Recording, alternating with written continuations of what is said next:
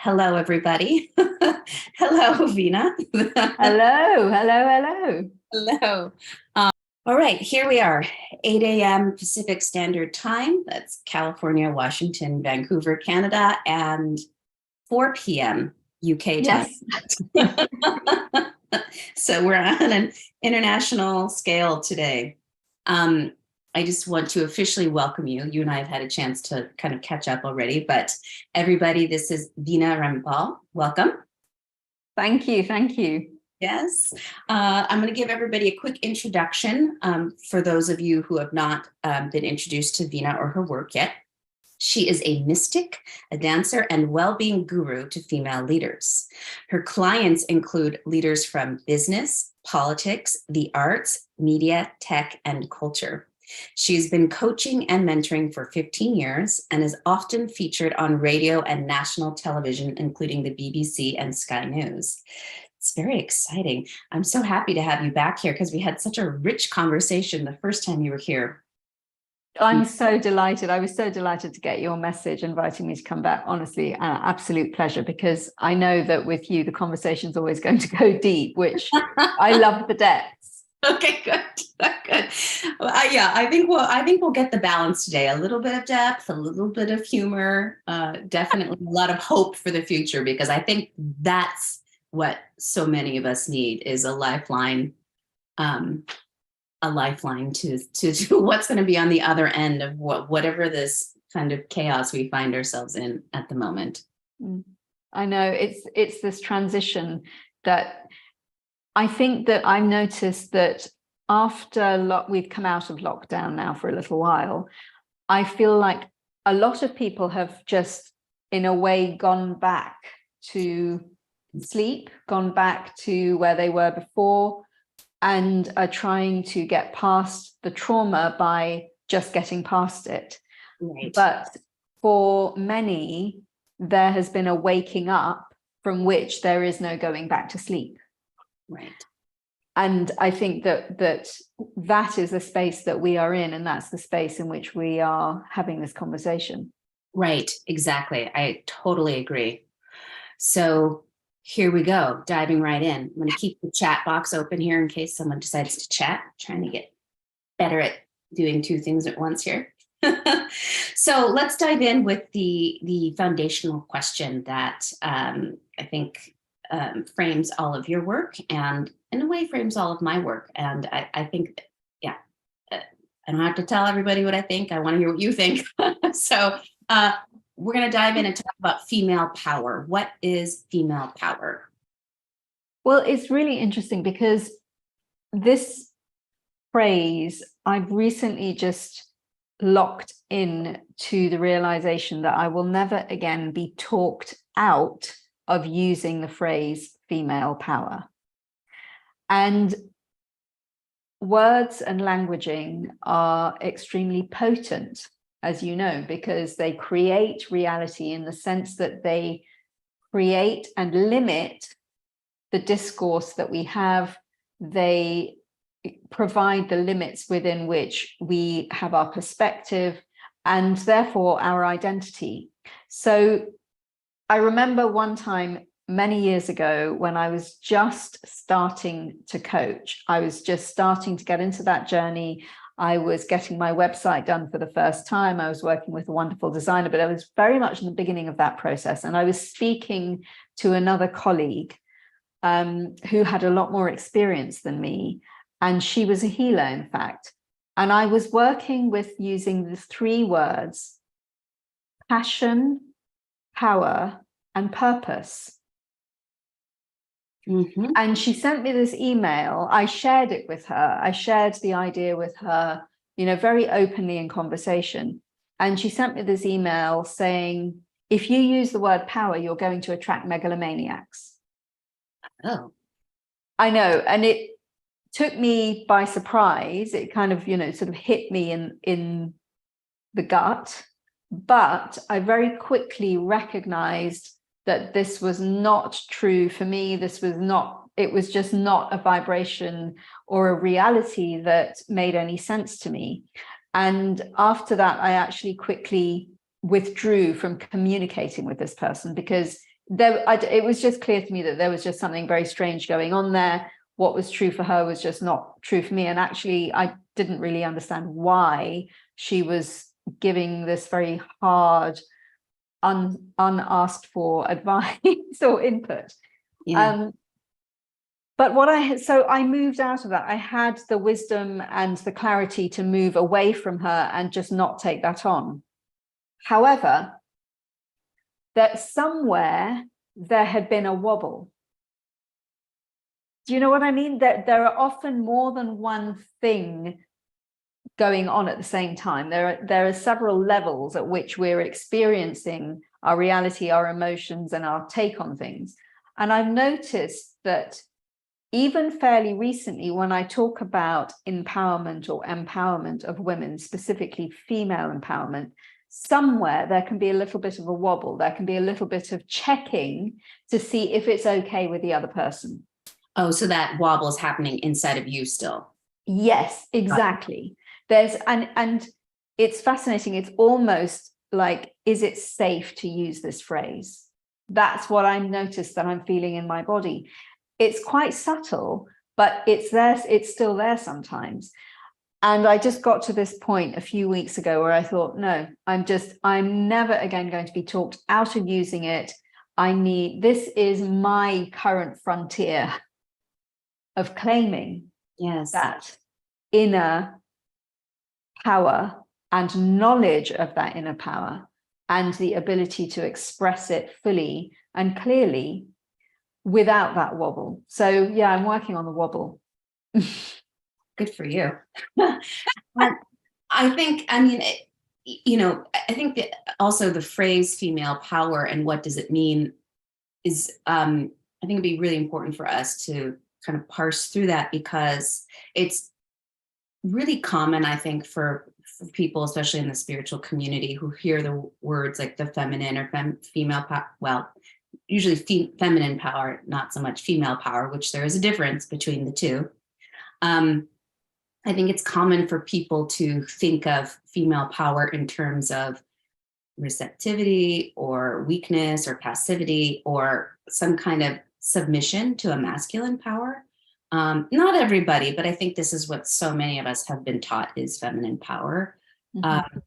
And so I would love it, actually, if you could speak to what female power means from your perspective. Mm-hmm. I'm really glad that you made this distinction, because that, for me, that is the key point, the distinction between female and feminine. So in a lot of the spiritual conversations and discourses that I have listened to, I have, paid attention to, I've learned from, feminine power, the divine feminine, there's this phrase, the divine feminine, that we're all very familiar with. Feminine power is very present. But see, in my brain, and because I've always had a challenge and an issue with this term feminine power and masculine power, especially when they then say, oh, but it's not about male and female, it's not about man and woman, everybody has this. And I'm just thinking, that just doesn't, what are you talking about? What are you people talking about?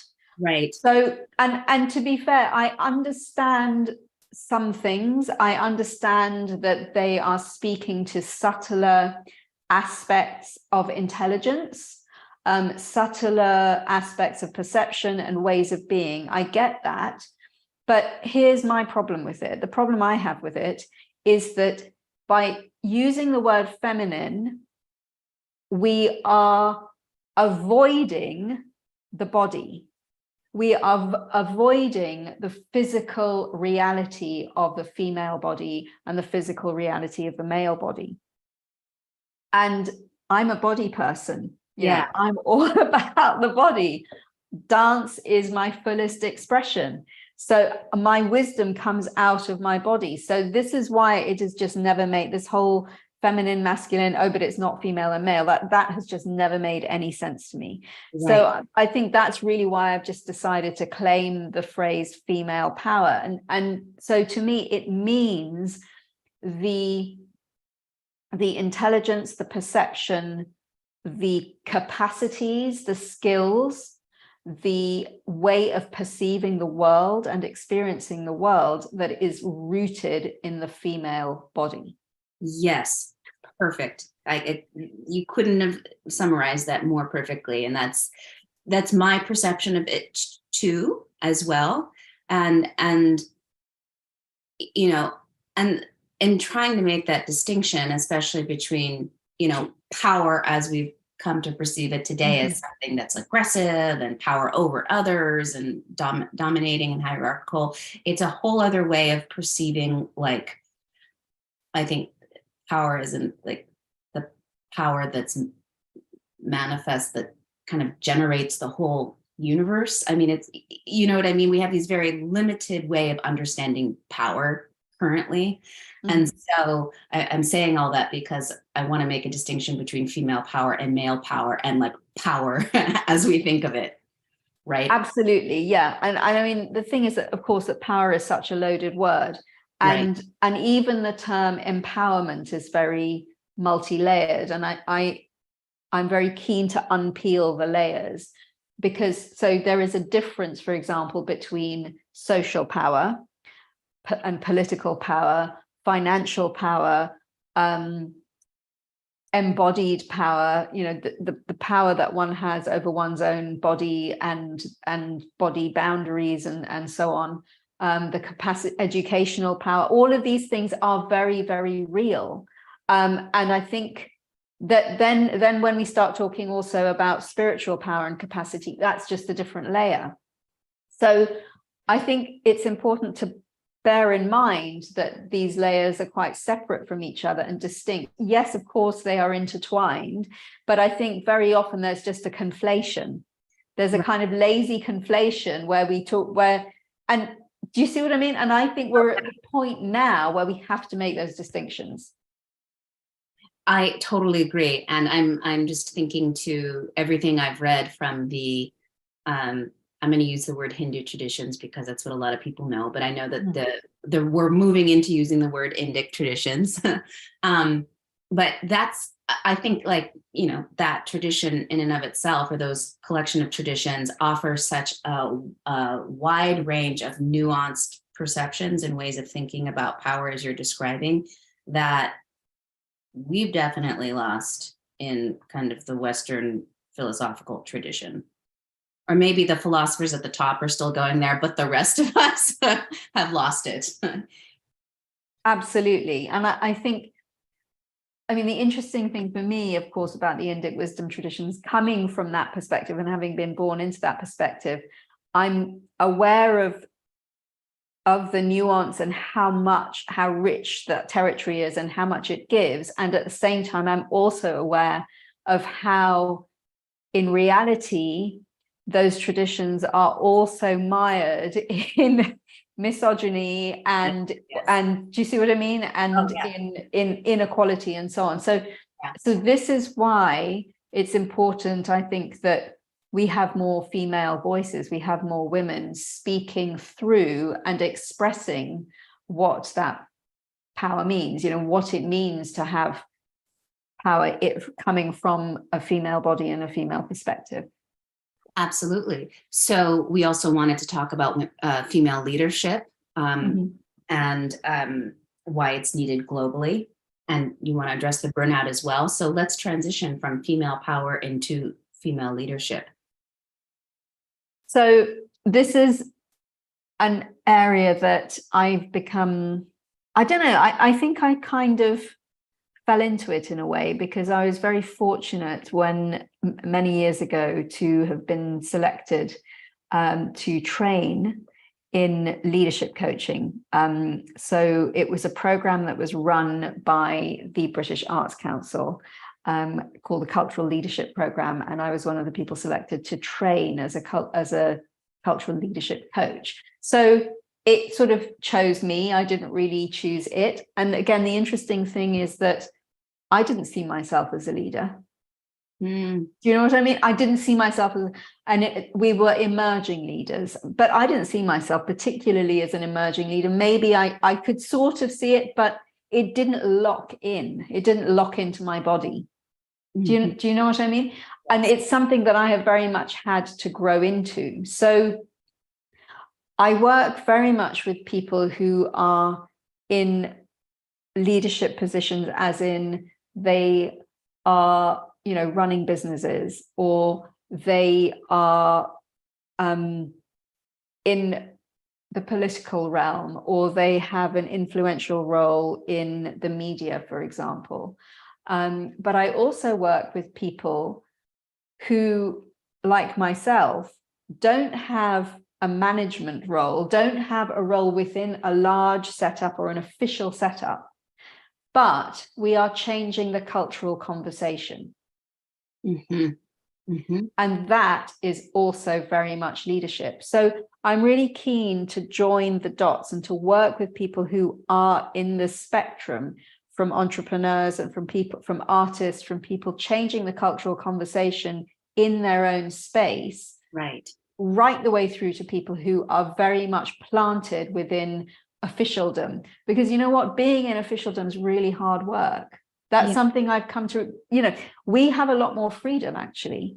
Whereas if you're right in the thick of it, you're working in a large bank, for example, you do not have the same freedom as entrepreneurs and artists have, but you're still in a vital role as a female leader, moving forward to a place. I think, you mentioned at the very beginning that we're in the space of transition. Yes. And we're sort of moving through something to come out on the other side. And I think that women are very good at holding transition. Right? Yes, yes. Mm-hmm. It is that space between the unmanifest and the manifest. It can feel chaotic, and sometimes I think it is chaotic because things break apart, and that is what has happened over the last few years. And I mean, in an undeniable way, it's been happening for some time, but in the last few years, you just cannot deny it. You can't look away from it. And I remember when we first went into lockdown, what I saw immediately was that women stepped up everywhere into leadership roles, in families, in communities, in governments, in business, everywhere. Women just went straight into action, which is why they're now more burnt out than they were before, by the way. We can come to that in a minute. Yes. So can you give me an example of how somebody would translate their female power into their leadership position? Yeah. Oh, I'm so glad you asked this question. I had a conversation a little while ago. It was at a lunch with a colleague who does work for a large bank. And, she's always very much suited and booted. So she's in her professional role. I was wearing a piece of jewelry that she was very drawn to. It was a necklace with a crystal pendant. And so we started talking about crystals, or she started talking about crystals. And she got very excited, and she really lit up, and she started talking to me about the crystals she had in her bag, and then about how, she worked in what she called a different way to her male colleagues. Really, she was talking about intuition. She was talking about her ability to see the periphery as well as what's right in front of you.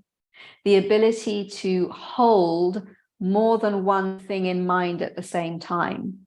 That network, the ability to see in a networked way, rather than to see in a focused linear way, one step after another, this linear mono building. Right. And I'm not suggesting that one is better than the other, because I really don't think one is better than the other. However, I think that this linear building of more, that is what is unsustainable. That is what has created the mess of unsustainability that we are currently in. Exactly. So I think we need now that networked thinking, that ability to reach back and reach forward at the same time and not be thrown by it. Yes. To gather the seemingly scrappy pieces of fallout and generate something new and whole. That's female power. I love it. As you're speaking, I'm seeing images of both a spider's web and a weaving, like a woven tapestry. Mm-hmm. Obviously, both of these things associated with the feminine and women, and and I actually do think it entrains there's a certain rhythm involved with both of. Let's talk about weaving, for example, right? And I have a few colleagues that are weavers, so I'm always in this conversation with them about weaving and time and space and going back and forth. It's just, and you can kind of start at different points as you're describing and go into the center or go to this other point. So I think that I really do feel like there's a different entrainment, there's a different rhythm to female power, which is also embodied, which is where my work goes with menstruation, because there's a cyclical rhythm, which is the power, I'm calling it a power, and then there's sub powers within that. Mm-hmm. And so I do think that these embodied experiences bring their own sets of powers and rhythms and times and textures and ways of perceiving the world. Absolutely. And capacities. I mean, I think of them as capacities. I think that's, sometimes when I'm thinking through the word power, the words skill and capacity come out. I think because that also speaks to what you were saying earlier, that it's not about power over, we've got so into associating power with hierarchy and domination over others. That is not what we're talking about at all. We are talking about skills and capacities. But the reason why I think the word power is important is precisely because these skills and capacities have been undervalued and suppressed in our societies right across the world. Yeah. So, and they are powerful. They are potent because they generate coherence and harmony. Yes. And that is what we are crying out for, to pull us out of the chaos and the burnout and just the incoherence that has been created especially over the last few years. Yes. So I think, not this idea, but I am hearing women constantly talk about the burnout. I know that men are too. I follow mostly women, maybe that's why I hear women talking about it, but women are exhausted, and many of them, and they know something's not working, that whatever we're doing is not sustainable. And how do you continue to be a participant in the world and keep your job, if you want to keep your job, and bring in these other values or these capacities? Well, this is the thing. So going back to my colleague I mentioned who was speaking about crystals, the interesting thing was at the end of that conversation, she suddenly caught herself and she said, oh, I don't usually have these conversations at work, because we were at a formal networking lunch. Yeah. And in that moment, her whole energy shrank.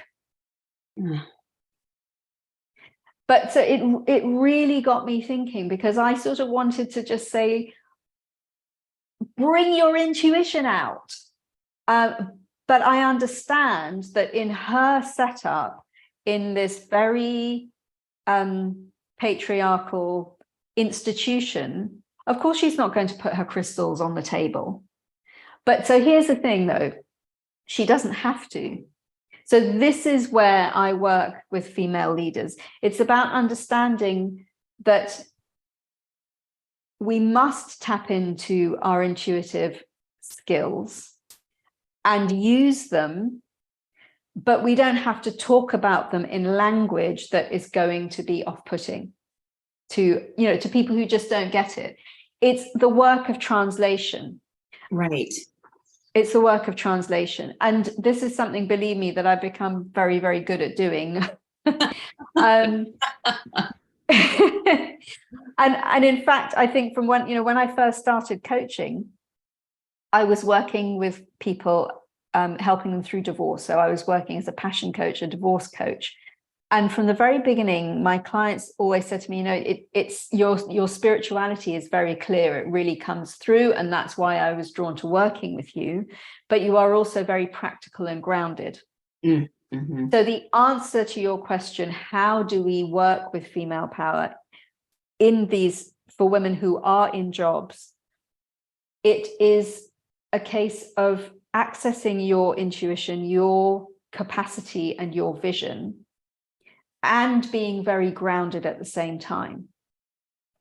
So one way of doing that, let's start with the body, because I'm a body person, is to speak with your feet planted on the ground and to be aware of your feet on the ground, to be aware of your hips, to really drop your attention down into the legs and hips as you're speaking. And that automatically brings authority into what you're projecting and into your voice. Right. Yes. I can feel that, and imagining that and feeling that right now. Mm-hmm. Right. And when you do that, the words that come out of your mouth will be heard in a much more weighty way. Weighty as in they have weight, they have gravitas. Right. Okay. Love that. So that is a sort of immediate, in the moment, as you're in conversation, practice to cultivate. Great. The other thing is, I think because there is this work of translation, it's also about taking the time to sort of craft your vocabulary a little bit. Do you see what I mean? Mm-hmm. And so if you have an idea, you know, when we have those ideas, but they're very intuitive, it's almost like a felt sense. It is, in fact, a felt sense before it comes into language. Don't share your idea at that time. Okay. Do not share your idea at that time, because as we speak into finding the words, as I'm doing right now, can you imagine if I'm speaking this way while I'm sitting around a boardroom table, I'm trying to feel into something? How is that going to land? Right. Right. People won't. So don't do that. Okay. Sorry. Yeah, I said you won't be taken seriously, very likely. That's it. Precisely. You won't be taken seriously. And that is why women hold back and hide their female power, because it is not taken seriously. Mm. You know why? It's because of the rhythm that you mentioned before, rhythms. Yeah. That felt sense has a different rhythm to it, to the logic of language. Right. Right. So it's parsed in a different way. Right. When you are... Yeah. Yeah. Do you want to say something before? No. I'm on the ride with you right now. Okay. So when you're sitting around that boardroom table and you have those felt senses coming through, don't try to express them in that moment, because you won't be taken seriously. Mm-hmm. Wait, take your time, let them come through, jot them down, find the words, let the language come through. And when they are more solid in logical language sequence, when the words have formed, when you can express them smoothly and in an easy, articulatable way, that is when you write the email or you call the meeting and you share them then. Love it.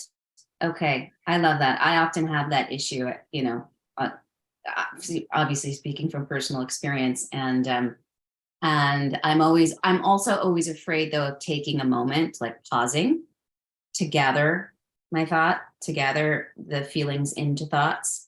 And so, which either means that I don't share, or I speak too soon before I'm ready to share, and it comes out a little jumbled, or I get nervous and it comes out jumbled anyway. So this is a very clear, actionable step for somebody like me. Brilliant. It's something we all have to work on. And I think the other thing that we can say is, I'm having an idea, but I need to sit with this, or I need to take a moment to think about that, and I'll come back to you. Yes. Okay. Yeah. So it communicates that you have an idea, that you have something to say, that you're in the game, that you're fully there, but you are going to take your own time to let it come through. And the timing thing, you know, in many ways, when we think about male power, the genius there is that it's like lightning. It'll just go boom, boom, boom, and it'll just come through. Right. That has a different rhythm to it. That's like electricity. Right. Female power in many ways is much more about magnetism. Mm-mm. And it has a different rhythm. It's about allowing things to gather and come through. And that just has a different rhythm. Yep. Sometimes it can come through in an eruption. Sometimes it can also come through with this genius of just full pelt, it's fully there, and it can be expressed very easily. Yes. And that's wonderful when that happens. But I think one of the skills that we need to learn is that our rhythm is powerful. It is no less valuable than the rhythm of just putting words out in a focused, immediate way, because you are only looking at the next step. Right. Right. So it's about giving ourselves permission and time to take what we need, to take the time that we need. But like I say, I think that really the first piece is about actually acknowledging that this is a power and a skill. Right. Yeah. And I think there might be places where at least certain women in certain industries, maybe artists or entrepreneurs, have the opportunity to actually model female power and capacities in a way that they might not be able to in a very kind of traditional patriarchal corporate structure, but can somehow do that in other areas through their work or artistry, et cetera, et cetera. Because feel strongly that those capacities need to be, immersed into the kind of culture in order for us to bring harmony and balance, as you spoke to earlier. Exactly. And you know what? This is why I do the work that I do. This is why I'm devoted to working with female leaders who are in those corporate structures, to give them a space where they can actually move the body and be in the body and allow those felt senses to come through. Yeah. And allow them to be honored and to have the time and space in which they are honored. Because, as you say, at the moment, in regular corporate structures, they are simply not honored, and there isn't actually a space in which that can happen. So it's really important for us to take the time to provide the space in which that can happen. And then they can go back out into their corporate structures and share in a way that is appropriate in that structure. Beautiful. Beautiful. I just, a little side note, a little asterisk I want to add, because I somehow have trained myself to think mythologically. As soon as you described the masculine power or male power as the lightning bolts, I was like, oh, of course, that's why so many, gods are, lightning gods, male deities. Absolutely. Yeah. Well, you know what? It's interesting you brought up the mythology again, because actually that reminds me of something that had sort of just floated through my mind a few minutes ago, which is that to this question of how female power works and what it is. I think that, I spoke about the ability to hold many different things at the same time in the same moment. I think one of those things that, again, I worked with a lot, especially last year, and it's now just really present in my work, is this mythic layer. Right? The mythic. So we can see, I know I could see it, and I know you could as well over the last few years. It's like we are living through myth right now. This is, you could not script this. That's right. Right? Absolutely. Yes. And we could see the mythic layer and the having to be locked down at home with, making the food, not being able to go out, being literally locked up and having to find the daily processes and reorganize everything at home and at work and socially. We could see all of that at the same time. And as part of the same thing, we can see the relationship between what's happening at a mythic level and what is happening at the very daily, so-called mundane level. I've got to the point where I no longer think of anything as mundane. Right. I don't really either. You know, I don't. Yeah. Maybe more dense, the more dense. Yeah. Yeah, dense is a good word. But I think that, again, this is why I feel that at this point in time, we need female leaders to tap into their female power without apology. And we have to find a way of making it work, because we can see what's happening at the deep level and the dense level. Right. And for sustainable change to happen, for positive change to happen, we need the ability to hold all of that as one. Is there an example of a woman that's modeling that? And like Well, the culture that maybe like many of us would know. well, I mean, earlier I was thinking of Marianne Williamson. Okay. Yeah. Right. Right. I think the fact that she's running, that she has put herself front and center in politics is phenomenal, because she is obviously also a woman of the deep. Yes. And I'm going to say this is not about agreeing with her politics.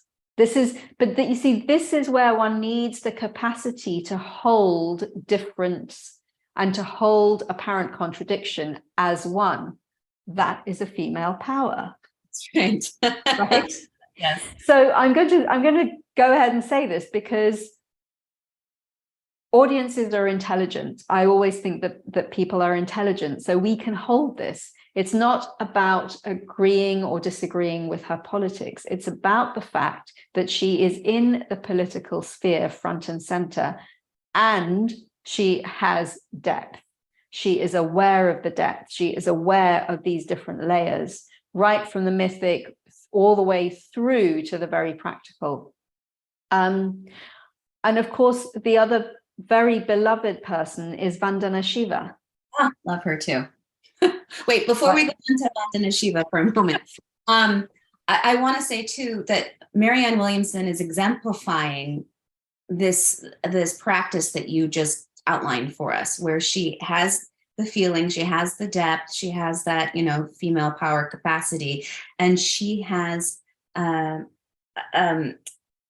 what's the word I'm looking for? Perfected the way of translating that to a culture that, where everybody has a different kind of, way of understanding, perceiving, whatever.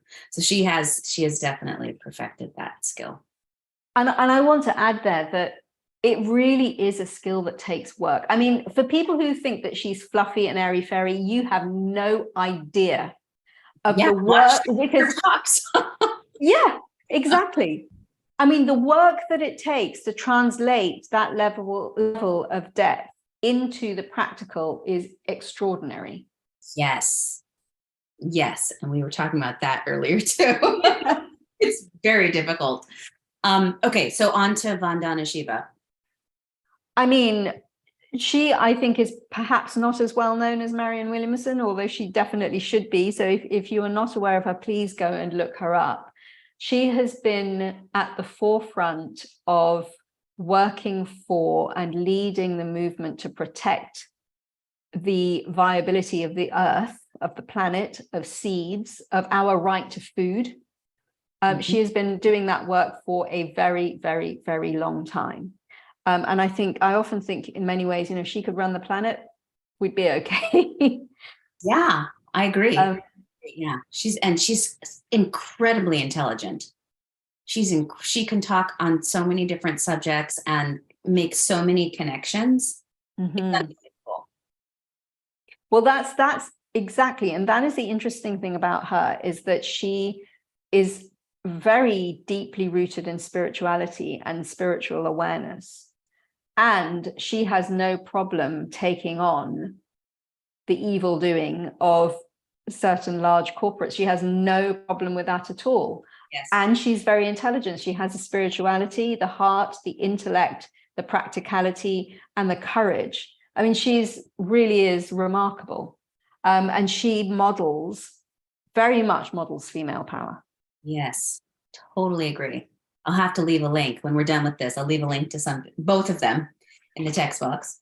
Okay, just checking the time. Woo, we're on fire here. Okay, so I'm curious. I would love to talk about this point on mature female leaders, seasonality and wisdom gained from having gone through seasons. Right. Yes. So tell me what you mean by that. Yes. So I also think that at this point, with what's happening at a global level, I think that the wisdom of women who have experienced different seasons of life is extremely important. So I'm 49. When if I think back to the kind of power that I had in my 20s or in my teens, I was very powerful, very different kind of power. Mm-hmm. Right? Yes. In a way, very much that lightning, the sort of just boom. And that's wonderful. And it achieved for me certainly extraordinary things. Yeah. The power that I experience now has been tenderized. Mm. It's gone through the smelting experience, it's been molten. It's like molten gold that has been put under intense pressure, it's been put through fire. And so I think what has happened to my power, and I see it with other women for sure, I think it is part of the journey, is that as you go through life, you start to experience your power much more in relation to others, in relation to what is happening around you, and in relation to time. Exactly. Yeah. So there is, for me, the maturity I think that I have now that I certainly did not have in my 20s is this awareness that, you know what, maybe all of my dreams won't come true, and that's okay. Yeah, often I think of like, there's so many things I'd love to do. I don't think it's possible to do all of them in one lifetime. Right. Yes. But there's a wisdom in that then invites one to focus one's power on what really is important. What should we prioritize, and what can we get done today? Right. And let that be sufficient. Let it be full. I know it's easy to say let it be enough, but that's not really what I'm talking about, because I'm talking about the sense of fullness, the sense of wholeness. Right. So, well, when you're fractured and you're trying to focus on many things at once, none of them then get enough attention or fullness, as you're describing. Exactly. It makes a lot of sense to me. I might not have understood that. Well, I understood that actually having gone through a doctoral program now, because energy was focused on this one task, and it did get my full attention. Exactly. So there is a different kind of, I don't know, I think the awareness of seasons also, it just softens one to life. Yeah. It softens one to life, and it allows one to feel like, okay, we also have resilience now. I think that's the thing about having gone through seasons, you have resilience. So I actually feel a lot more capable now than I did before, because I've seen how it's done. I've seen how I do things. I've seen how I succeed. I've seen how I fail. I understand myself better. And that gives one that sets you up to achieve actually a lot more than when you have less self-knowledge. So there's the resilience piece. And also, I think having seen seasons, I understand death a lot more. Yeah. And I don't just mean the physical death of the body. I mean the dying of things. And the transformation and the transition. Right. You mentioned transition before, that we're in this season, this time of transition. And I think that I am not scared of transition anymore. I'm not scared of things falling away, because I've seen them fall away over and over and over again. And I get that that's actually part of the process of life. Right. So then doesn't that give us the ability to hold transition and chaos in a very, very centered way? Absolutely. And, this is such a core theme in again, my work with the menstrual cycle, is that's the menstrual wisdom. And if we are taught, many of us aren't taught to attune to that wisdom, but that's an opportunity to learn that seasonal wisdom and start to live it out in the real world.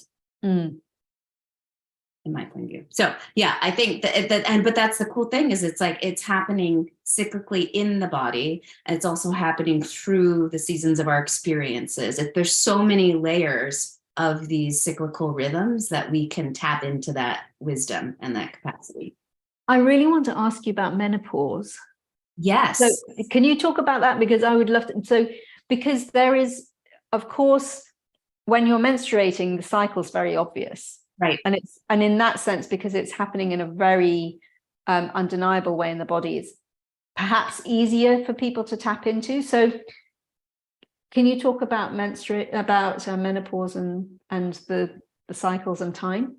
Absolutely. I would say that, and I'm speaking from not personal experience, but what I've read in other people's works and experiences. First of all, the chair of my dissertation, she's 90. She's a great, interesting, dynamic woman, one of the early foremothers of the goddess spirituality movement. She reminded me that, just because you stop bleeding doesn't mean that the creative spark isn't there. It just transforms, and it arises in a different way. And then also the work of Maya Tiwari. Are you familiar with her? I'm not. Okay, so she had, in her 20s, she was diagnosed with terminal ovarian cancer. And she was from New York, but born to Indian parents. And so she went back and she investigated the ancestral lineage of Ayurveda. And she found a suppressed female lineage of Ayurveda. Talk about patriarchalization. Wow. She found a lineage, that had largely been suppressed, but deals more with female power. And she healed herself through, working with this wisdom. And now she teaches that to women. And I'm just starting to get into her work, but she discusses just this thing that she believes from, that Ayurvedic wisdom tells us that women, when you're cycling, you would be cycling with the moon. At the full moon, you'd be ovulating. At the dark moon, you'd be bleeding. And that we're always entrained to this rhythm, even when we stop menstruating. That the hormonal energetic patterns are still occurring.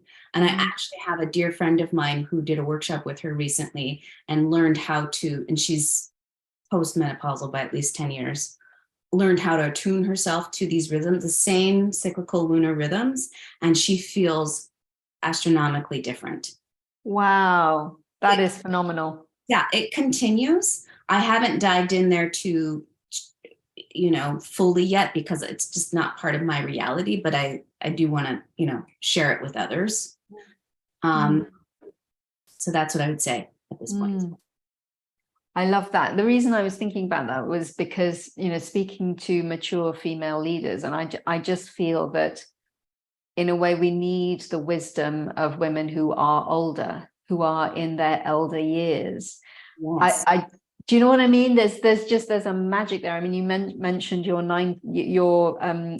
advisor who's in her 90s. I mean, that's the kind of wisdom that I feel we need at this point. Absolutely. So it just got me thinking about menopause, and yeah. Absolutely. And just one other minor example I'll give you. I had another professor who worked in the Côte d'Ivoire, and she wrote a book called Female Genital Power, because the women of this community that she was immersed in, the postmenopausal women were seen as wielding much more power. Interesting. Yeah. Than the, reproductively mature women. And so and they were called the grandmothers or something. So when the grandmothers would show up, everyone would be terrified and in awe, because, they wielded so much power. And if they peed on something, for example, that was a manifestation of that power that could, ward off evil, et cetera, et cetera. Yeah, so I think that there are definitely a lot of examples of that power coming from other traditions that we don't know about, but a lot to teach us. Fascinating. Thank you. Yes. Yeah, sorry, I'm like, yeah, let's talk about that. Okay. And, I, in my own way, I'm excited to explore that more in my own time, I think. Yeah. Stage, Okay, let's move on. I don't want to take us too much over the hour. So we've kind of already touched on what's happened as a result of our being stuck in lockdown.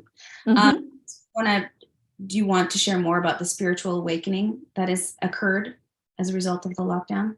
Yes, I think that, I touched on it earlier. I think that because we were literally just forced to introspect, Yes. as globally, I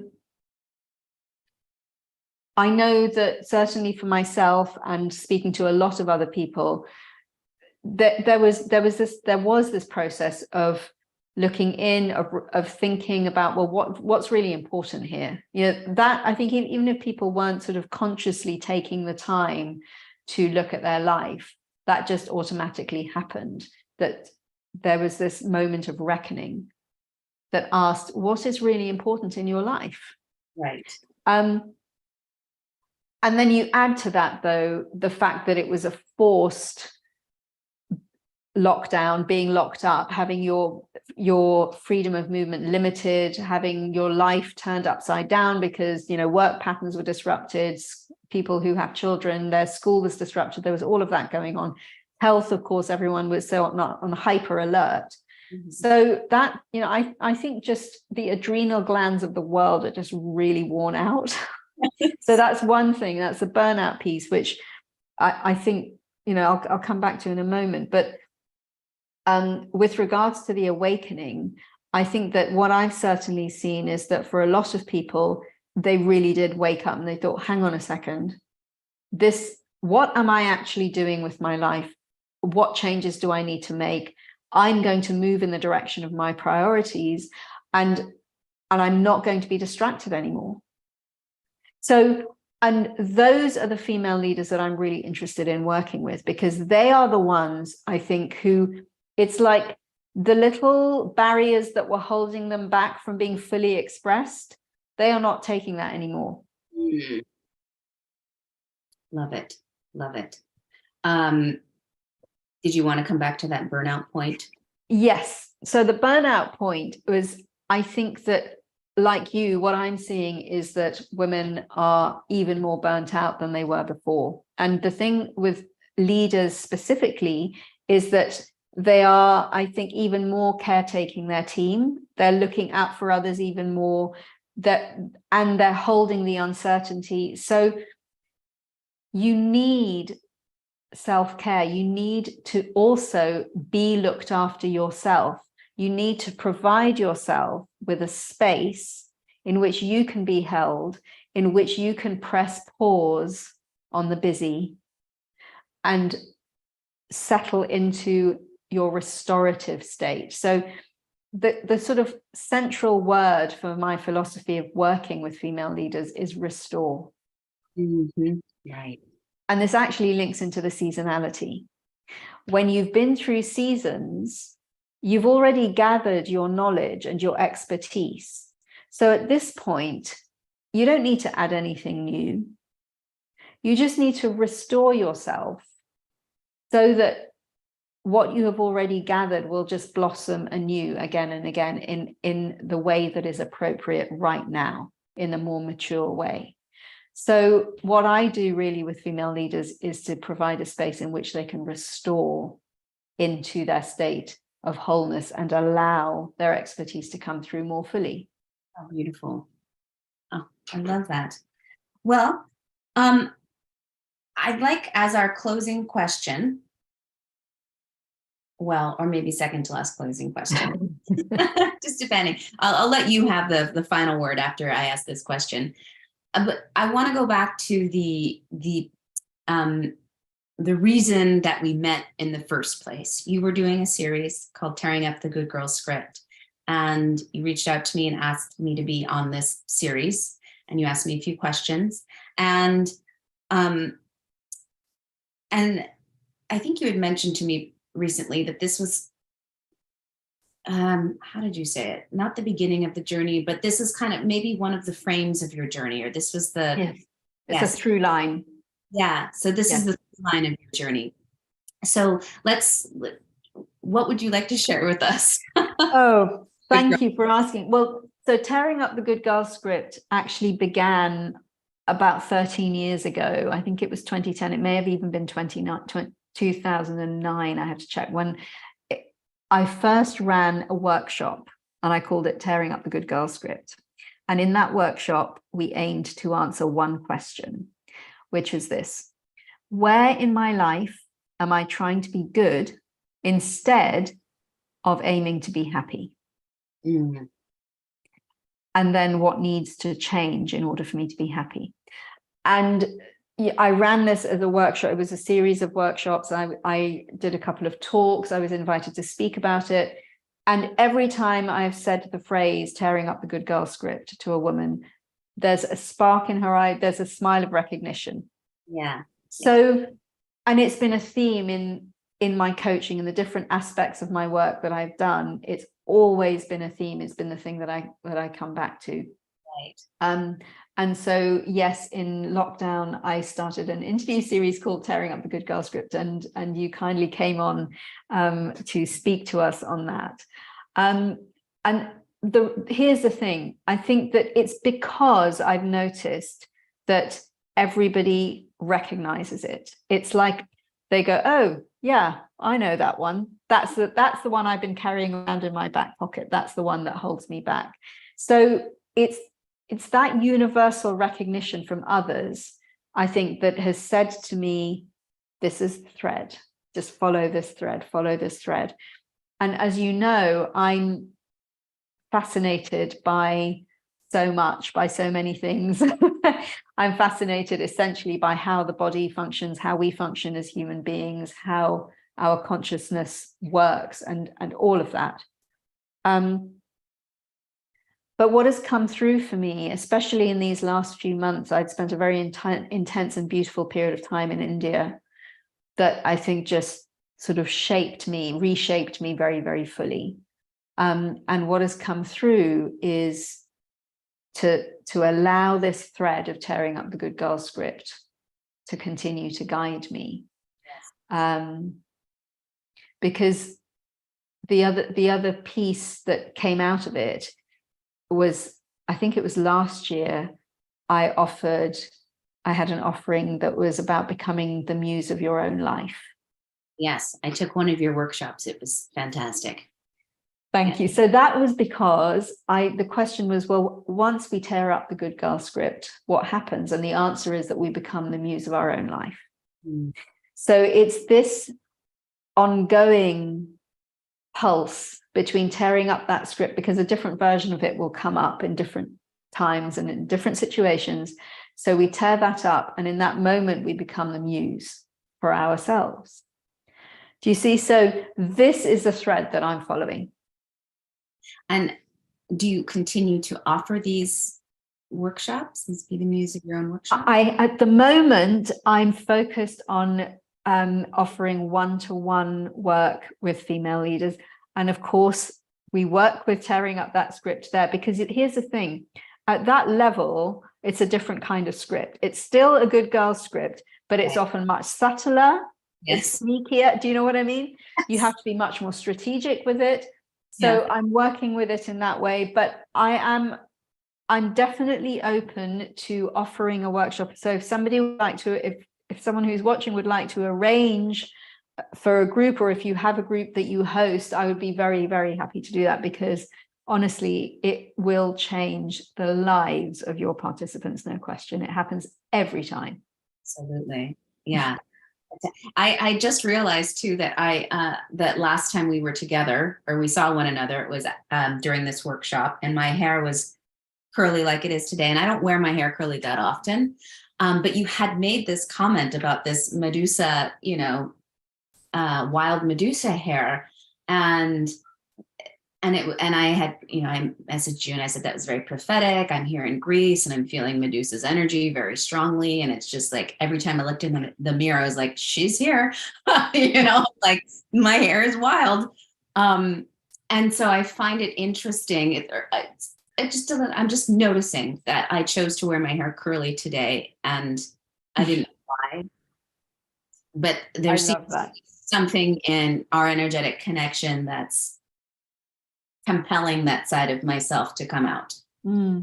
Thank you. Thank you so much for sharing that. And also for when you messaged me that time with that response to the comment that I had made in the workshop, because that's an example of how I work. Things will, I definitely allow my female power to operate.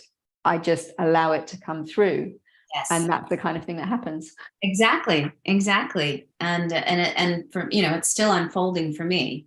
So I think that's beautiful, is the ripple effect that it has. So before we officially close, is there anything else you'd like to add that we maybe didn't touch on? I think we've spoken about it, but just to come back to it, it's this word restore. I think if I'm going to leave people with that, it's take the time to restore yourself. Take the time to restore yourself, because your power will come through that act of restoration. Beautiful. Thank you. Well, I'm going to give you an opportunity to let everybody know where they can find you and your work, how they can work with you. So thank you. So the best place to find me is on Instagram. And I think you've shared my handle and the stories, but it's mystic.vena with 2 E's. That's another story as to why it has 2 E's. We'll save that for another time. So mystic.vena. Otherwise, I'm also on Facebook, Vena Ramphal, and Twitter, which I occasionally look at. And in my link tree, if you have a look at the link tree, there's a link to give you all the details about my current offering, which is called Power Hour. Okay. And it's all about restore. It's about taking the time to restore and invite your wisdom and your power to come through. So if you're feeling overwhelmed, overworked, if you need to just step back from running the logistics and actually reconnect with your deep purpose, if you need to stop the busy and rest in a productive way, then do take a look at that. Fabulous. Okay. And I will leave all of the links in the YouTube text box when we're done with this today. And I just something occurred to me. I had reached out to you maybe about a year ago, and I asked you if you would get on Zoom with me sometime and talk about Draupadi, this figure from the Mahabharata. And speaking about female power. Oh wow. I think that's definitely a conversation for another time. That's like part 2. But I would still love to have that conversation with you sometime if you're game. Absolutely. I would love it. The Mahabharata is just such an incredible text. I mean, yeah, for sure. Okay. So stay tuned, everybody, because keep your eyes and ears open, because that conversation will be coming up eventually. So, thank you again for coming on the show. Annalisa, thank you. Thank you so much for having me, for inviting me. It's always a pleasure. Likewise, I really enjoy our conversations. I learn so much every time. Me too. Thank you. Thanks. All right. And I'm going to request that you stay on the call with me, okay? All right. Yes. And to everybody else at home, until next time, ciao.